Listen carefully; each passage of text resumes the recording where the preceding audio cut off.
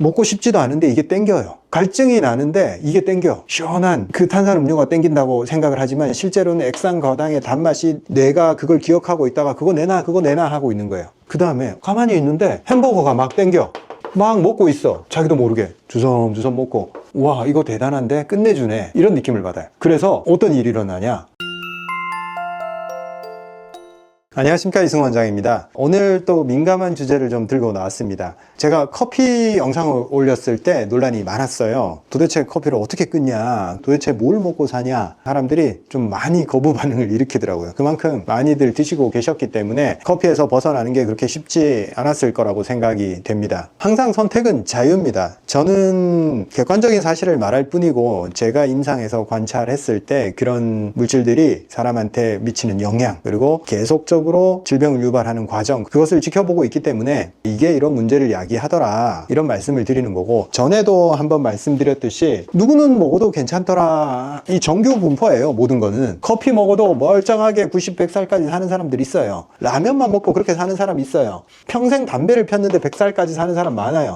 이런 특수한 사람들, 일부 존재하는 사람을 예로 들면서 괜찮더라, 혹은 의도적인 연구 결과를, 이런 사람들을 추출을 해서 커피가 어디에 좋다더라, 담배가 어디에 그런 얘기까지는 안 하겠죠. 이제는 담배가 어디에 좋다더라, 이런 얘기는 이제 싹 들어갔습니다. 예전에는 그런 것조차 존재했습니다. 대부분의 사람들은 안 좋은 영향의 피해를 고스란히 받습니다. 그리고 질환에 시달리게 됩니다. 일부 그렇지 않은 사람을 예로 들면서 이거 괜찮다더라 얘기하는 것은 경강부회, 억지로 끌어다가 그 논리를, 자기가 주장하고 싶은 바를 말하는 것 뿐이에요. 반대로 이런 분들도 많아요. 커피를 아예 못 먹는 사람, 술 한 잔도 못 먹는 사람, 작은 영향에도 몸이 타격을 받는 사람, 이분들은 뭐 여실히 아는 거죠. 이런 걸 하면 안 된다는 사실을. 그래서 제가 말씀드리는 것은 항상 대부분의 인구를 차지하는 사람들에 대한 영향 정도를 말씀을 드리는 거예요.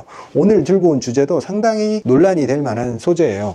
액상과당, 이게 뭔 것 같아요? 과일에서 뭔가 추출했는데 액체로 된 거, 시럽 같은 거, 이런 거라고 생각을 하죠. 음료수, 특히 콜라 같은 거, 그리고 100% 과일 주스라고 써져 있지만 뒤에 보면 액상과당 몇 %, 제일 앞에 이렇게 적혀 있어요. 제일 앞쪽에 있다는 것은 함유량이 높다는 겁니다. 이름을 봐서 뭐 과일 추출물이다, 이런 느낌을 받을 뿐이지 이게 도대체 뭔지를 몰라요, 사람들이. 이게 얼마나 음식, 음료 전반적으로 과잉되게 사용되고 있으며 이게 어떤 문제를 유발하는지 오늘 한번 파고들어 보겠습니다. 알고 나면 조금 놀라실 거고, 의외성들, 본인이 몰랐던 얘기들이 많이 나올 거예요. 자, 먼저 이거는 과일이랑 관계가 없습니다. 어떻게 만드느냐? 첫째, 옥수수에서부터 만듭니다. 우리 이런 현대적인 음식 원료들, 식재료들을 찬찬히 살펴보면 농업혁명 이후에 미국 같은 이 대량 재배 환경에서 많이 재배되는 그런 걸로부터 산업이 파생되는 경우가 많아요. 미국 광활한 영토에서 끝도 없는 옥수수밭, 하루 종일 가도 양옆이 다 옥수수밭이에요. 영화 같은데 가끔씩 나오죠. 옥수수밭에 들어갔는데 길을 못 찾아서 거기서 죽는 경우도 있어요. 왜? 가도 옥수수밭인 거예요. 이쪽으로 가도 옥수수밭. 옥수수밭에 잘못 들어갔다가 방향 감각을 잃어버리고 이게 내가 온 방향이라고 생각하고 이쪽으로 계속 가면 1시간을 걸어가도 2시간을 걸어가도 계속 옥수수밭인 거예요. 그 정도로 대규모 재배가 되고 있는 옥수수. 이걸 재배하는 농업회사 입장에서는 이걸 어떻게든 소비하게 만들어야겠죠. 그냥 옥수수 콘 만들어서 팔고 사료로 팔고 갈아서 옥수수 전분으로 파는 거 가지고는 한계가 있어요.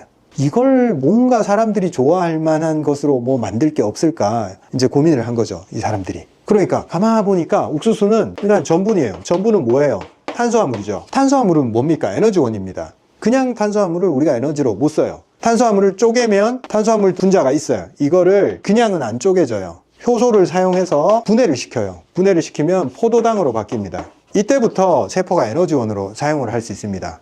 자, 효소를 사용을 하니까 탄수화물 정도가 달달한 포도당으로 변했어요. 그럼 요거 포도당 상태로 판매를 하면 되는데 여기서 더 머리를 씁니다. 이 포도당을 한 번 더 효소 분해를 합니다. 공장에서 대량으로 효소를 인공적으로 투입을 해서 이걸 또 가위질을 합니다. 더 작은 조각으로 나눠버리는 거예요. 그러면 나오는 게 뭐냐? 과당입니다.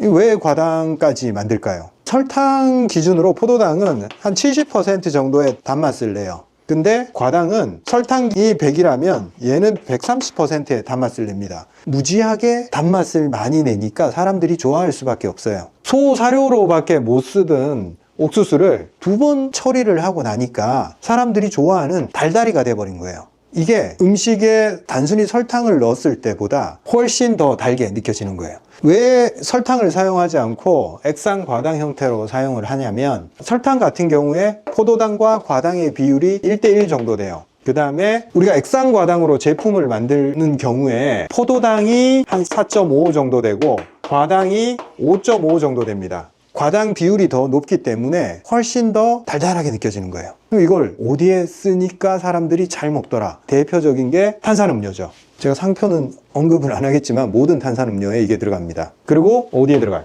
아이스크림. 우리가 일반적으로 자연 상태에서 존재하는 것보다 훨씬 달게 느껴지는 모든 제품에 이게 들어갑니다. 젤리, 도넛, 케이크, 스포츠 이온 음료, 초콜릿, 패스트푸드에서 먹었을 때 소스에서 나는 단맛, 단팥빵, 케찹 안 들어가는 데가 없어요. 왜? 이걸 먹으면 사람들이 기분 좋게 느낍니다. 자연 상태에서 이 조합, 포도당 4.5, 과당 5.5 이 비율로 존재하는 물질이 거의 없어요. 그래서 천상의 맛인 거죠, 이건. 뭘 먹어도 이런 맛은 안 나요. 자연 상태에 있는 어떤 음식도. 그래서 이걸 먹게 되면 뇌가 임팩트를 받아. 와, 이거 대단한데? 끝내주네. 이런 느낌을 받아요. 그래서 어떤 일이 일어나냐? 먹고 싶지도 않은데 이게 땡겨요. 갈증이 나는데 이게 땡겨. 시원한 그 탄산음료가 땡긴다고 생각을 하지만 실제로는 액상 과당의 단맛이 뇌가 그걸 기억하고 있다가 그거 내놔 하고 있는 거예요. 그 다음에 가만히 있는데 햄버거가 막 땡겨.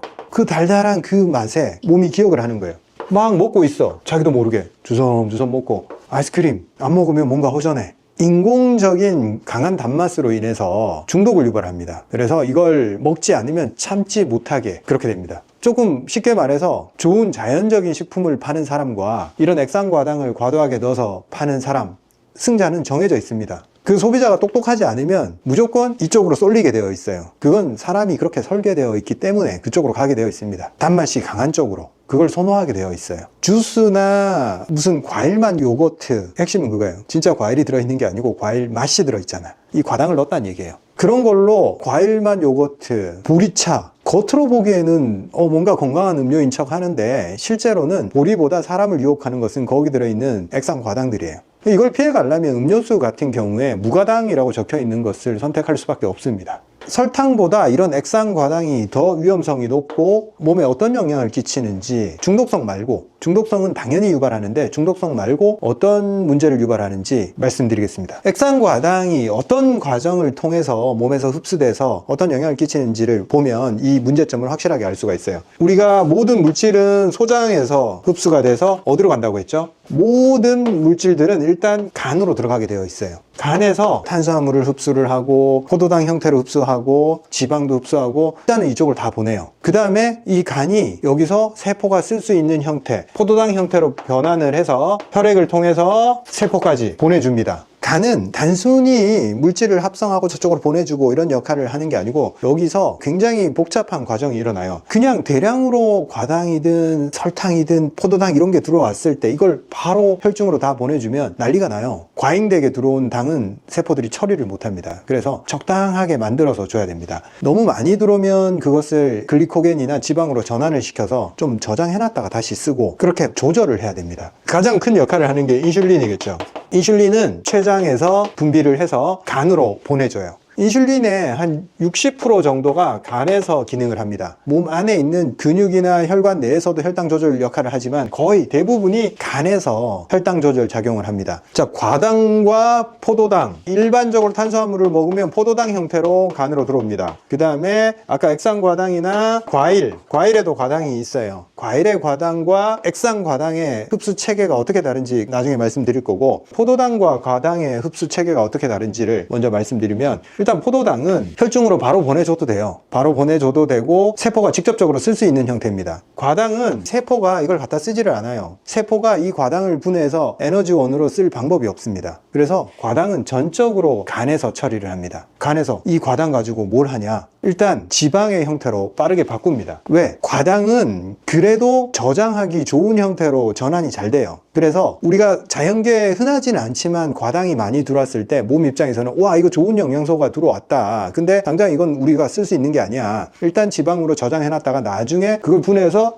포도당으로 만들어 써야겠다, 이렇게 생각하는 거예요. 과당은 바로 쓰지 않는다. 지방으로 전환했다가 나중에 포도당 형태로 에너지원으로 다시 사용을 한다. 즉 우리가 음식을 통해서 액상과당, 강제로 만든 그 고농도의 액상과당을 과다하게 섭취를 하면 간에 부하가 엄청 걸립니다. 인슐린이 과도하게 분비가 돼서 지방으로 변환하는 게 일이 많이 일어나겠죠. 그러면 누가 지쳐? 췌장이 난리가 나는 거예요. 인슐린 분비 과다하면서 얘가 말라버려요. 그러면 나중에 결국 당 처리 능력이 점점 떨어지겠죠. 너무 많이 분비하니까 얘도 결국 지쳐서 고갈되니까 인슐린을 더 이상 못 분비하게 되니까 당뇨병이 오는 겁니다. 그리고 또 하나의 문제는 지방으로 환원된 게 어디로 가겠어요? 내장 지방으로 가고 돌다 혈관 안에 나쁜 콜레스테롤 형태로 저장이 됩니다. 그래서 환자들이 이런 얘기들을 막 해요. 나는 지방을 그렇게 많이 먹지도 않고 살도 안 쪘는데 콜레스테롤 수치가 높대요. 근데 그 사람 식단을 보면 아이스크림 하루에 한 개씩 먹고 있고 달달한 음료수 좋아하고 콜라 좋아하고 몸의 구조상 지방이 막 늘어나진 않아도 LDL, 콜레스테롤은 확 높여버립니다. 혈관 상태가 굉장히 안 좋아지겠죠.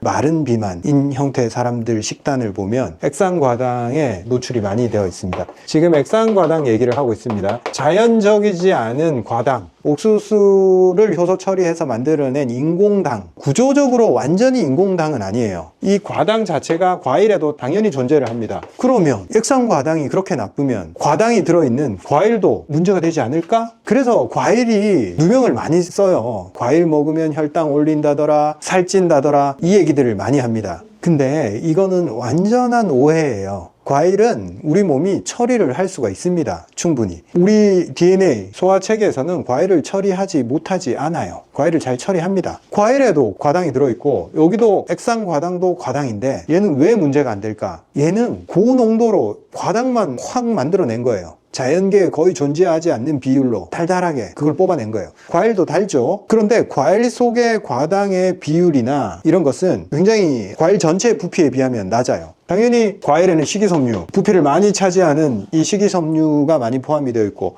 수분도 많이 포함되어 있죠. 비타민, 미세원소들이 엄청 많이 들어있어요. 그래서 이 과일 속의 과당은 그 과당 혼자 존재하는 경우가 없어요. 일단 소화 과정에서 식이섬유로부터 과당을 분리해내는 데까지 굉장한 에너지를 이미 쓰고 있습니다. 그래서 이 과당이 들어와서 내 몸에서 좀 저장이 된다 하더라도 그 이상으로 이 소화 과정에서 또 에너지를 쓰기 때문에 쌤쌤이가 맞아요. 근데 액상과당은 소화기에서 이 바이패스입니다. 그냥 흡수가 돼버려요. 에너지가 별로 안 들어요. 에너지를 쓰지 않고 에너지는 많이 빨아들였어. 그러면 비율적으로 같은 양의 과당을 먹더라도 과일로 먹은 거랑 이걸로 먹은 거랑은 천지 차이가 나버립니다. 그리고 장 내에서 저 과당 자체가 또 쓰여요. 몸 안에 유산균들이 사용하는 먹이가 되겠죠. 그래서 장내 환경을 좋게 하는데 다 쓰입니다.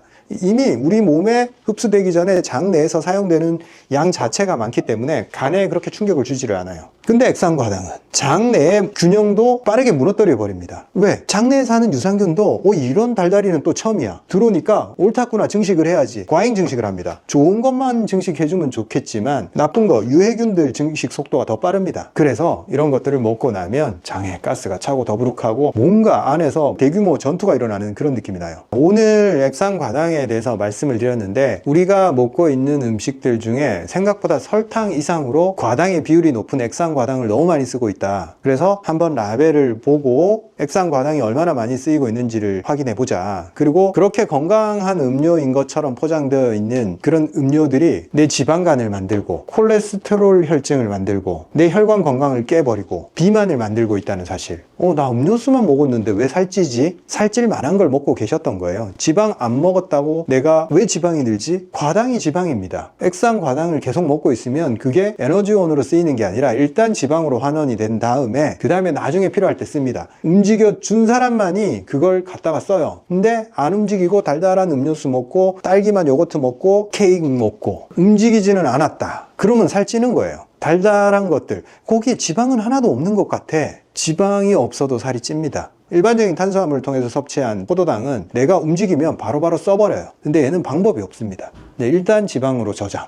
액상과당을 정말 다 피할 수 없어요. 실제로 어디에 들어가는지를 보면 웬만한 소스에 다 들어가 있다고 보면 돼요. 그래서 저도 이걸 다 먹지 말라 하는 건 현실적으로 불가능하다, 그걸 알고 있습니다. 그래서 대표적인 액상과당 제품들, 달달한 음료수에 들어가는 거, 그것만 피해도 성공입니다. 그걸 먹지 않게 되면 먹을 게 뭐가 있을까? 그 다음에 머리가 돌아가기 시작해요. 그런 거 다 빼고 나니 먹을 게 없어요 라고 생각하는 사람들은 제가 늘 말씀드리지만 현대 사회 시스템이 여러분의 건강을 책임지지 않습니다. 그게 시중에 버젓이 판매되고 있다고 해서 건강한 음식이 아니라는 거죠. 현대 사회의 식품 산업은 본인이 생각하는 것보다 훨씬 더 자본의 논리에 의해서 돌아갑니다. 그것밖에 없어요. 그냥 사람들이 중독되어야지만이 매출이 나오는 구조입니다. 그래서 소비자가 똑똑하지 않으면 그냥 그런 걸 파는 사람을 탓하고 왜 도대체 저런 걸 팔고 있어? 라고 화를 내게 됩니다. 화 안 내셔도 돼요. 그거 말고 먹고 살 게 많아요. 호모사피엔스는 원래 꽤 괜찮은 음식들을 먹고 살았어요. 대량 생산 체제에서 건강을 유지하고 살아남기 위해서는 시중에 유통되는 음식에 대해서 상당히 비판적 사고를 가질 수밖에 없습니다. 이런 주제에 대해서 너무 스트레스 받으면서 그럼 도대체 뭘 먹고 살아? 이렇게 받아들이지 마시고 원래 인간이 무엇을 먹고 살았는지 생각해 보는 기회로 삼으면 좋겠습니다. 감사합니다. 다음 시간에 찾아뵙겠습니다.